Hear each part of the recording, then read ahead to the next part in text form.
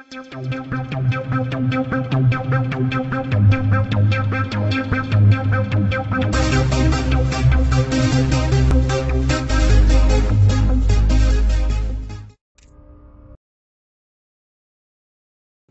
Reddit user Greg Mountain, this is Breaker and I'm back with improved hardware, as you can see, but enough about me. Let's go ahead and dive into the replay that you sent us. It's going to be you playing versus a random opponent by the name of Sirfapalot in the lower left hand corner of Daybreak.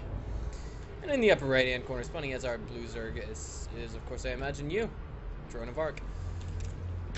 I gotta say, that's actually something that I did not see coming, you know, the name Sirfapalot at the loading screen. I must admit, I knew this was his name once I had downloaded the replay and it was in the StarCraft 2 client, but enough about that. I'm gonna go ahead and just throw out there modestly that this time around my hardware has seen a little bit more improvement than it was last time, if you will. To give you some perspective, this time around I bought a mixer, so you should be able to hear a world of difference in the way of audio. But I want to highlight this purple streak. I don't think I've ever seen this before on Daybreak. It might be some kind of an issue on my end, but Sirfapalot's moving out with an SEV after typing out the good luck, have fun. Could be a scouting SEV, but with the timing on it, I'm not too sure, and I'm leaning towards saying more than likely not. Especially given the fact that it's headed off into this direction at the moment, and there's a second SCV coming out after it. That's why I always do the 14 extractor myself and the 13 gas versus Terran. I mean, like, these days you just never know, and I mean, even the Muslim says, like, it's getting a little bit boring playing on the Dream Pool because, well, a lot of the strategies were figured out back in the Wings of Liberty days. So let me go ahead and alt tab here, make sure everything's alright on the audio end of I guess you could say my setup, but here we are. Extractor's done now for DroneofArc, but he's got 2 barracks to worry about. Once the Overlord gets here to the, I guess you'd say, the ramp at this particular location, he's going to know just exactly what's up and how to take precautions against it. The only alternative it could be, and pardon me, I'm battling a cold right now, the only alternative it could be besides double barracks would of course be a barracks inside the main without DroneofArc's present vision. And barracks number 1 is done. The spawning pool is close to done as well, and the standard thing to do is typically going ahead and making 3 pairs of safety lings. Alright, there we go, DroneofArc. Okay, bunker's gonna go down here, and the interesting thing is Sirfapalot actually didn't scout anything. Well, he knows that it's not there and he's continuing to do this. That's the interesting part about it. But there's lings on the way, although it's not 3 pairs of lings. I love to actually just make that safety set of lings because this does 2 things. It could potentially, 1, delay your opponent's expo, and then 2, get you a significant lead over your opponent depending on how far back you can set him. Alright, so lings are out, but the Marines in the bunker, and there's 2 more following him, not too terribly far behind. Alright, so not quite going to be able to safely expand for a while, and beyond that, examining the situation at present, there is a Baneling nest going down in the main of DroneofArc, so he's got every intentions of busting this and getting out. Alright. This is where I go ahead and assert again that I don't know when exactly this game ends, so I can't say if this is going to be the moment where we see DroneofArc crush his opponent or get crushed. Double barracks are lifting now, and ooh, one of them's gonna land here to try and make a full wall. If that is clever, clever, sneaky, sneaky. But wait, he's gonna have to do something about that very, very quickly. Well, I mean, if he loses both those barracks, which I don't think is likely versus mostly Zerglings, he's in a lot of trouble. And those lings are just moving out. They are gonna ultra exploit the mistakes of our blue Terran. He's gonna go ahead and try and make a full wall. It might get broken down, but there's lings moving out. And it only takes 4 to bust down a supply depot, one of which is now about 20 seconds away from finishing. But I mean, the Banelings, let's see how this goes down. He is fully walled in right now. Sirfapalot is getting really ultra comfortable in that position. The SCV is still there. Alright, well, that's a lot of lings, and if he can start some banelings right now, he'll definitely have a chance of breaking in there without a doubt in my mind. But what he's doing that's pretty big in my opinion is, for the very moment that we have in this game right now, he's actually keeping his opponent from taking a natural expansion. In fact, there isn't even one in production. There's SCVs are now being resumed, I guess you could say.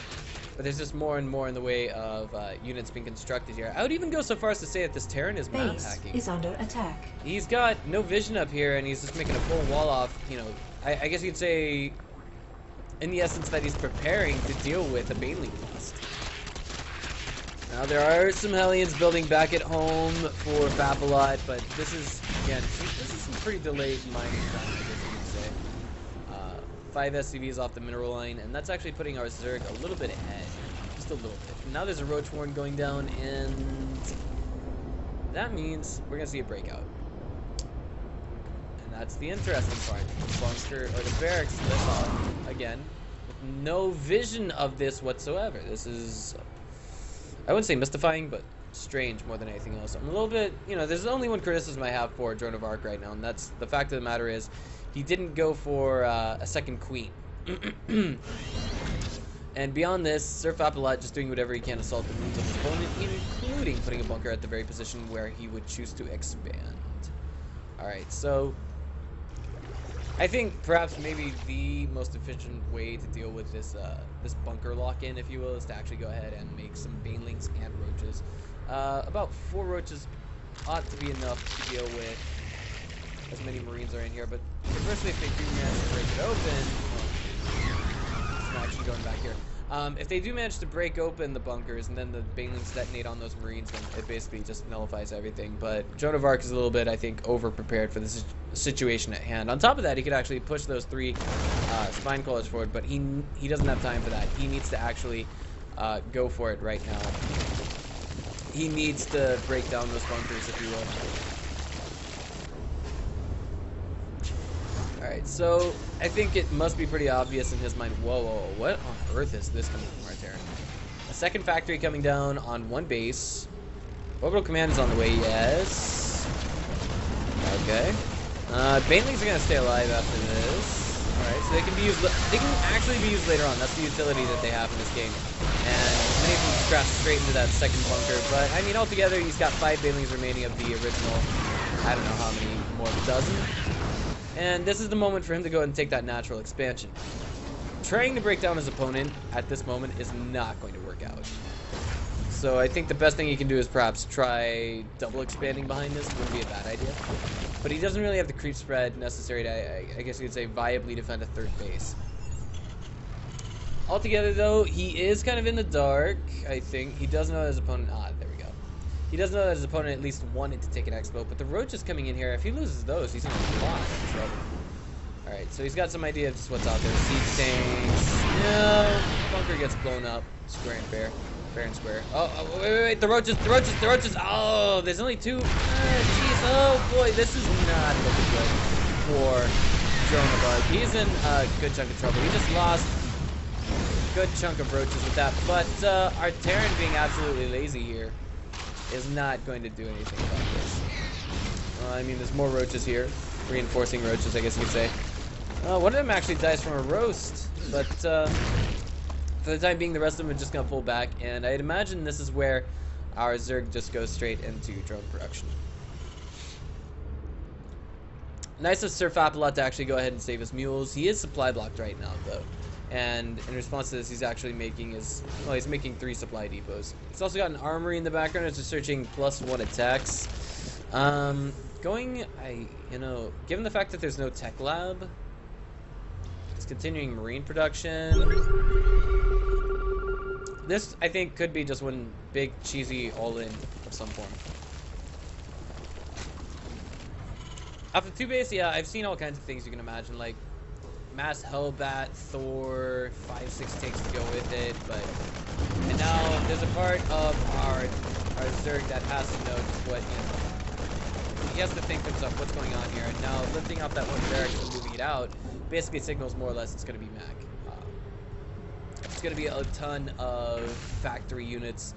I was a little bit confused myself seeing the barracks there, but of course neither of those had tech labs on them, so now it's basically being full-blown espoused mech.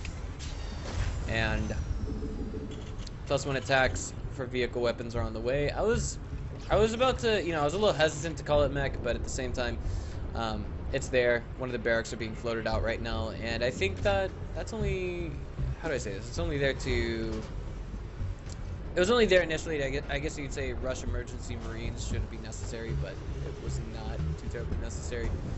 Also, the reason why I thought it might have been a cheesy 2-base all-in was based on the fact that,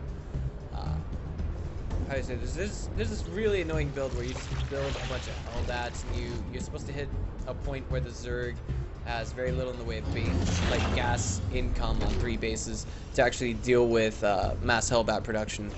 Not only that, but I mean takes to reinforce, and the timing that it would typically hit, if you're a Zerg that's going for, like, I guess you'd say an ordinary build, it just wouldn't be ideal to have centrifugal hooks at that moment in the game.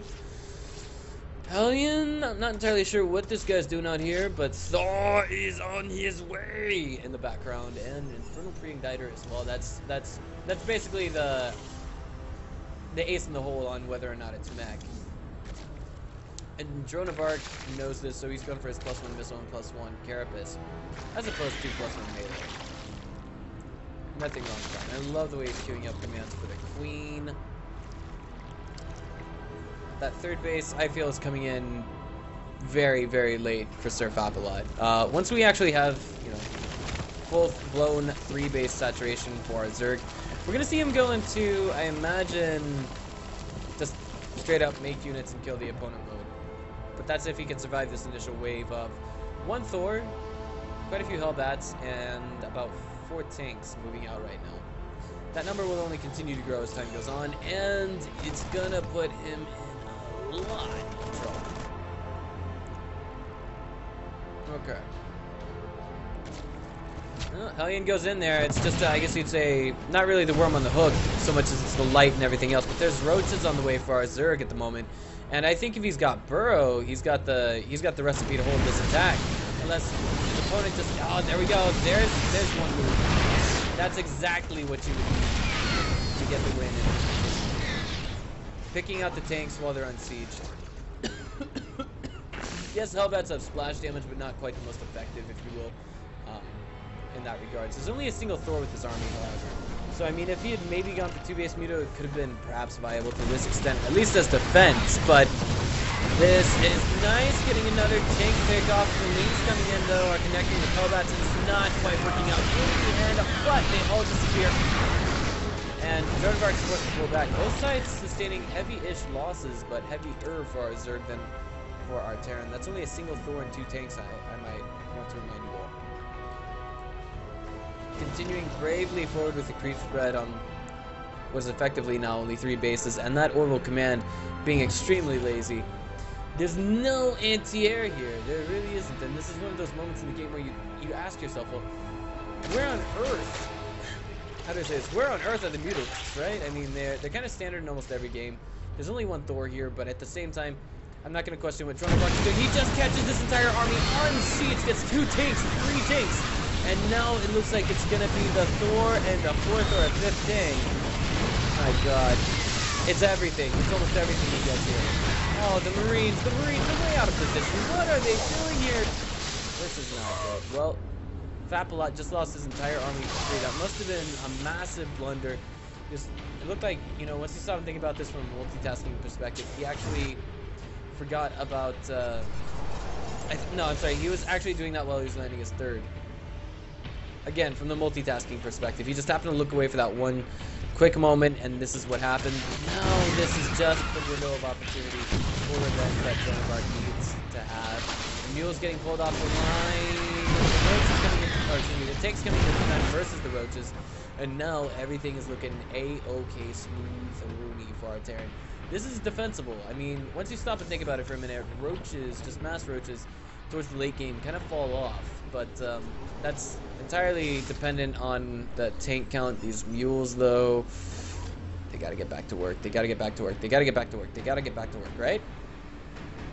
Hydro's then finished up in the background, and now an infestation pit on the way. I'm thinking it's probably gonna be a rush to hive tech, because of course, I mean, I wouldn't say that's exactly 100% what it is going to be, but I would say it's more than likely going to be that. When you're going for hive tech and your 4th base at the same time, that's most typically, I want to say, 9 times out of 10 the most economic response. Plus the Hydras coming in, Groove Spines.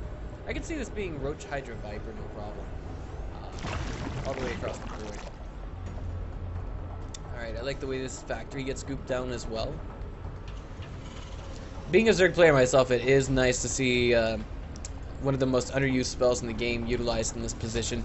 The Hydras are getting chased down that barracks and reduce some vision, but there's also a huge line of drones that are going to head to that 4th base. I would say it'd be more worth his time to actually go ahead and move those ones from the main into that location. So saving that barracks. But of course, in the way of tech, it doesn't really matter. We now see an early transition to the late game from our Terran. He's floating a lot in the way of minerals, and we're talking double tech lab starports. Ravens are coming into the game. But if those get yoinked by Vipers, it's going to be a lot of trouble. Again, I'm not saying it's 100% going to be Vipers, but let's see, you know, what are the upgrades right now? You know, no enduring locusts have been evolved.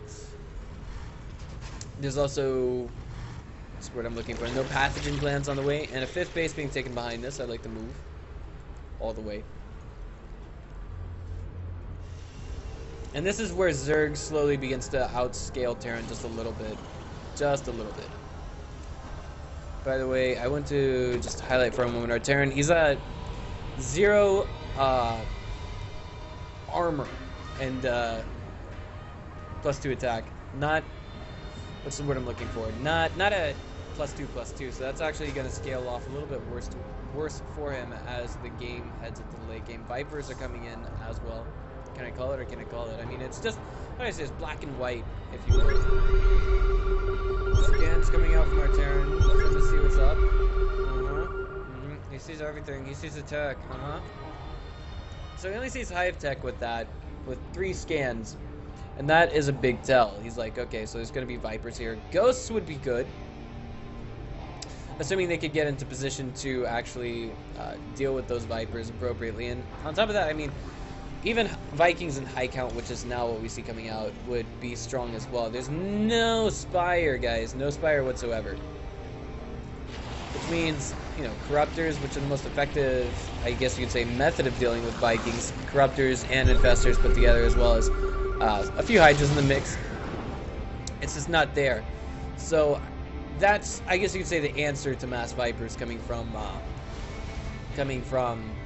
sirfapalot. Okay. Pardon me as I am presently chewing on a cough drop right now. I'm a little bit sick. There's no breaking into that 3rd base, and Fapalot's got to be ready to take his 4th behind this as well. He's got to show balls of steel as he fights off this army. If he wants to take that forward 9 o'clock position, if you will, and win this game, he's going to need it. Here we go. The tanks are going to siege up now. Where are the Vipers? They're in the back. They are throwing down the blinding clouds on top of all of those doors. And now sirfapalot is now moving into a doom trap. The Vikings get into a fight a little bit too late. Now Zerg's own units are underneath those blinding clouds. 50 supply just dropped from sirfapalot, and he's now scrambling to get it all back into the game. DroneofArc now rematched at 200, but about 26 of that supply is back at home. The siege tanks back over here now are doing a lot of damage. Everything is just getting yoink galore. Viper's getting picked off though. Ones that have already lost their energy. A few tanks here, and this should be an easily defensible position for sirfapalot. Here we go. Chunks, just gone from that Zerg army. There is a greater Spire on the way out, I would also like to point out, and that means Broodlords. Okay. I think in this position it would be alright. I mean, if you're able to exchange effectively versus a Terran, it's a good idea, and especially given our Zerg's bank right now. I definitely think it's the appropriate one. There's also a big switch in the Swarm Hosts, or gradual switch in the Swarm Hosts happening right now. And this is where a Terran would typically, not Terran, but rather a Zerg would typically like to start gradually throwing away supply. As you can see, that's what he's doing here. More Overlords on the way. I'm sure that's a bit of a mistake, right? Unless he wanted to go mass overseer, mass infection, mass clog the starports and factories and everything else in between. And for our Terran, he's continuing to crank out more and more Ravens. Corvid reactor, +3 attacks, just now finishing on the armory. But I mean, again, this is where I highlight he doesn't have armor for anything that comes out of a factory or a starport. Now the Hellbats are kind of getting thrown away here just a teeny bit, but at the same time, it's meant to alleviate supply the Terran army and get some harass done at the same time. Some swarm hosts are going to pop out here at about the same moment, but okay, so here we go. Taking that forward 9 o'clock position base. Tanks are sieged up now. And Fapalot's right where he needs to be in position, if you will. But I feel like he's cutting his production just a little bit. He's forgotten completely that he can make units. He's got a bank, but what on earth is he doing right now? I mean, it just doesn't make sense right now. That's all I can say. Those roaches did get Burrow in the background. Oh, I like it. Okay, so this is why he's getting so many overlords. The ventral sacks are on the way. That means drops. Or if I'm not mistaken, right? Dropping into the main. The best way to get rid of a 200 army. And some Ravens and Vikings are going to head out here. This is looking like it couldn't turn into a more appropriate time for a base race scenario. This Hunter Seeker Missile is going to go down on a ton of those swarm hosts, I might add. Oh my god, it's just so delicious to see all that Zerg gore. I actually play Zerg myself, so I'm not trying to show too terribly much bias. Okay. Beyond that, I mean, a few still alive swarm hosts are still in the mix, and I mean, as long as they're alive, they're combat capable, and that's all that matters. Come on. Where are the rest of the overlords? That's the real question. There we go. Okay, I guess he got them in production. Now static defense is going to start mounting at this particular location. It looks as though our Terran's not quite aware of just what's happening here. This is not good. Okay, so some of the Hydras and Roaches came back here, but oh my god, this is going to be disgusting. Not sick, but absolutely 100% disgusting. Oh my god, but who's it going to be disgusting for is the real question. Oh my god, the overlords are getting picked off. Oh, this is sick. This is not good. Oh man. Okay, so drop into the main. Only 4 roaches hit the ground successfully. That's just... oh man. Now, how did you know that was happening? Says DroneofArc. He says pure luck. I swear, dude. Alright. Now, auto turret's going down on the ground. That's a lot of wasted energy in this position. I really do say. But for the time being, it looks like those roaches are going to get away, at least to some degree in this base. And that's a lot of wasted energy from our Terran yet again. Alright. Some of these locusts not even moving. SCV's getting picked off while they're idle. I think that's actually doing our Terran a bit of a favor.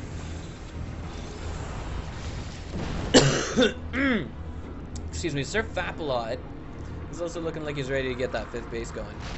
And I think this is the moment where we can actually tell whether or not he's a map hacker. Oh, never mind. He doesn't see right there.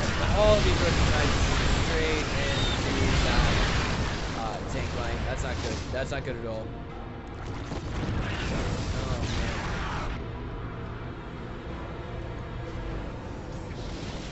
Oh, that's not good. That's not good either. Man. Okay, well, DroneofArc's in a bit of a predicament. He's making nothing but mass corruptors right now. It seems like a wise-ish decision, considering, well, I mean, there's about 3 Thors in there. I'm not sure about that idea. He's got to cancel some of those. He's got to cancel some of those. He's got to make Broodlords with something. What on earth is it going to be? Oh, man. Okay, well, maybe he can get some Zerglings out to deal with everything down on the ground. Maybe. I mean, there's only a couple of Hellbats. The Swarmos are there. And the Corruptors are meant to go toe-to-toe with the Vikings and the Ravens. And it looks like to this point it's actually succeeding. There's no Hunter Seeker missiles. The point defense drones are all out of energy. The Vikings are falling one by one. And oh my god, there's nothing but corruption that is left to go down on the ground units. And there's so many Corruptors here that they can just drown the ground units in corruption bile, if you will. And beyond that, he could actually make some, looking for some Broodlords in the background of this. Oh, but that Seeker missile, that was disgusting. Okay, well, Ravens are being hunted down furiously, savagely. He doesn't even try to dodge the center seeker missiles. Oh, well, he did that last batch. Blue Lords morph now. If they do, then they basically heal up. Not too big of a problem, I guess you could say. Brood Lords, Brood Lords, Brood Lords, Brood Lords, Brood Lords. There we go. Atta buddy. Oh man, that's a ton. That is 12 Brood Lords at that present location. Oh, the Thors. I don't. Jeez. Transfuse is what you need to do, bro. Okay, 2 roaches versus 4. Well, we all know where that goes. But the rest of the roaches do gather up with that. And a lot of Brood Lords are done now. The tank count is almost non-existent, but right now sirfapalot is at 133 supply to his opponent's 200. Okay, so I guess he's not a map hacker. Maybe, I don't know. Jeez, it doesn't matter now. At any rate, DroneofArc is getting ready to make that death push happen. And this is looking more and more like Fapalot is going to get thrown out of this game unpleasantly. Pause, no problem, sorry. Ready, up, just go. And this is looking like a fight that sirfapalot is going to have. Yeah, he's got some quick defense drones, but he's running out of energy rapidly. Pre-defense, or pre-offense, I guess you could say, and some of those tanks actually moving in his spine crawlers rather.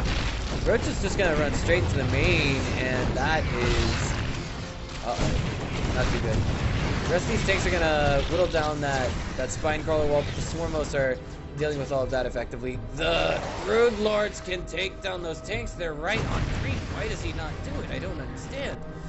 It's one of those things that's kind of infuriating me just a little bit, but here we go. Looks like that wish is about to come true, or be granted. Oh, never mind. It's almost got them. I guess you could say Locust rather.